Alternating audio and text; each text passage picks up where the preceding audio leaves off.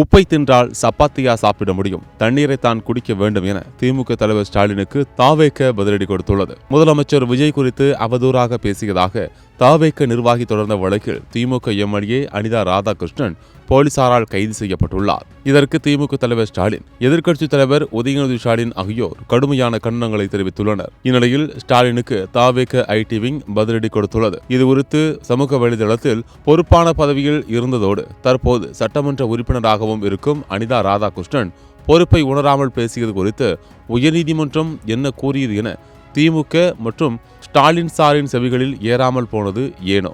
அனிதா ராதாகிருஷ்ணனா அல்லது அவதூறு கோதாகிருஷ்ணனா என்பது போன்று பேசியதை ஸ்டாலின் சார் வேண்டுமானால் மெச்சிக்கொள்ளலாம்.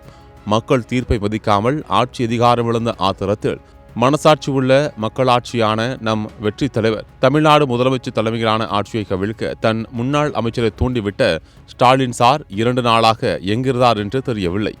இப்போது வீட்டிற்குள்ளிருந்து வெற்றி அறிக்கை வெளியிடுகிறார்.